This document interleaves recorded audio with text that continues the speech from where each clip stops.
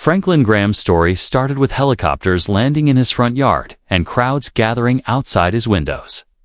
These were signs that he was born into a legacy unlike any other.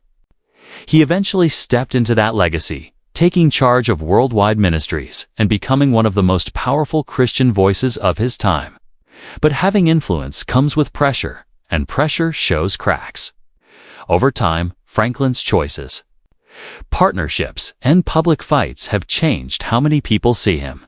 Now, a storm he never saw coming is forming around his leadership, getting attention from religious leaders, political critics, and people who watch finances closely.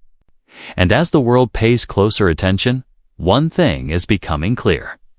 This chapter of Franklin Graham's story may be his toughest yet.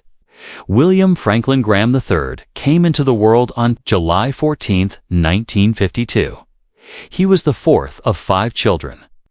Born to Billy and Ruth Graham, growing up as a Graham meant living in a home where faith wasn't just talked about, it was the air they breathed. His father was already a giant figure in global evangelism, drawing huge crowds across continents. For young Franklin, that level of fame came with weird realities. Buses full of curious people would pull up outside their house, step onto the lawn, and press their faces against the windows, hoping to spot the famous evangelist. As Franklin moved into his teenage years, he fought against expectations and pushed against the faith he had grown up in. He later admitted that it wasn't not believing driving him. It was wanting independence. He wanted fun. He wanted control. He wanted life on his terms. That attitude led to consequences. He was kicked out of a private school in New York. Then, later from college in Texas after breaking curfew, cigarettes became a habit. He wandered looking for happiness everywhere except the faith of his own household. In July of 1974, Franklin had just graduated from college and went to Switzerland to work behind the scenes at a global evangelical gathering. He turned 22 there. His parents took him to a quiet Italian restaurant on Lake Geneva to celebrate.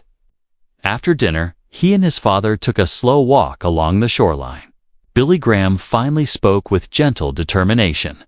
He told his son that he and Ruth felt a battle going on in Franklin's heart. He pushed further.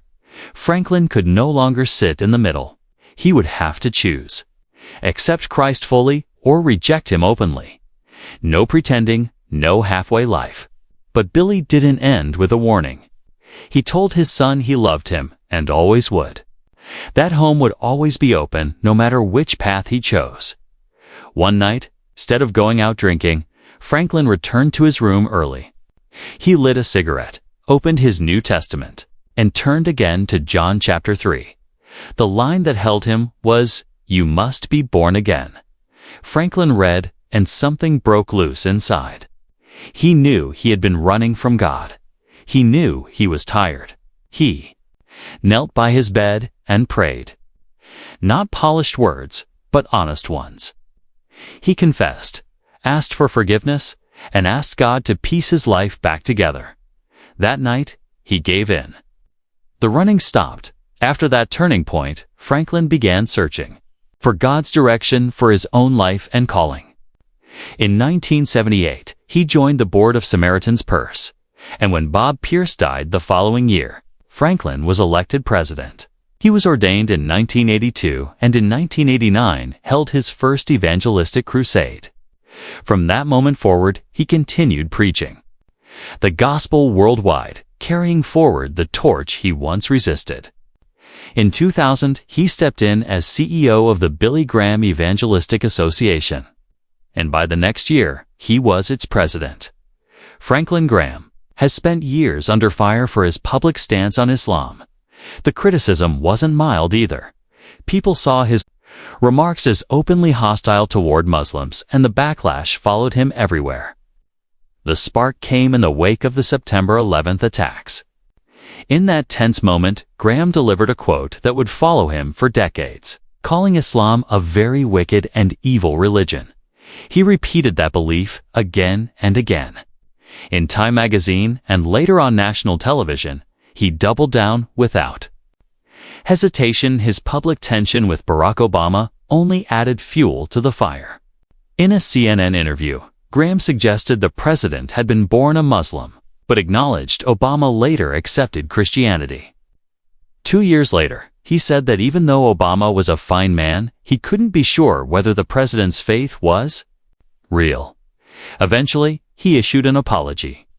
By 2011, Graham warned that the Muslim Brotherhood had infiltrated every level of the U.S. government. By the time 2016's rolled around, Franklin Graham had stepped fully into the role of Donald Trump's most vocal evangelical ally. Since 2012. Records show that the Trump Foundation had given at least $100,000 into Graham's efforts. When Trump called for a complete stop to Muslim immigration, Graham backed him without hesitation. After Trump won the presidency, Graham credited the victory not just to voters, but to God stepping in. And even after Trump left office under the cloud of 2 impeachments and the violent Capitol attack, Graham stayed loyal as Franklin Graham's influence grew. So did concerns about what that meant for the Graham name and for American evangelicalism itself. Critics argued that Franklin's political entanglements had weakened the evangelical voice in public life. His comments about the Black Lives Matter movement became one of the most widely criticized moments of his public career. At a time when people were protesting police violence, Graham wrote that most police shootings could be avoided with respect and obedience. In 2020, Franklin Graham was gearing up for something big. For months on the road, crossing the UK city to city with a large-scale evangelistic tour in his own name. This wasn't framed as a communal mission driven by local churches. It was branded as a personal tour. The controversy didn't stay theoretical. One by one, venues canceled. The pushback came from 3 very different corners. The loudest came over Franklin Graham's statements on sexuality. Then came response from Muslims and Christians serving in multi-faith communities. And finally, the third objection was Franklin Graham's unwavering public praise for President Donald Trump. The result was unprecedented. Every venue booked for the 2020 tour canceled. Then COVID-19 made the argument irrelevant overnight. In late 2021, Franklin announced a return for 2022 with 4 stops. This time, thousands of churches signed on.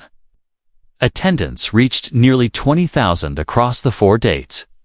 Meanwhile, the BGEA took several venues to court for canceling on them, arguing it was religious discrimination. 5 cases wrapped up, and the BGEA won every single one in October 2025. Franklin Graham pulled both organizations out of the Evangelical Council for Financial Accountability, ECFA. The withdrawal came after the ECFA introduced new requirements aimed at protecting senior leaders from abuse and misconduct. Graham objected to what he saw as the ECFA encroaching on matters of private spiritual maturity and personal conduct. The decision marks the end of an era, especially since the ECFA was co-founded back in 1979 by Billy Graham himself.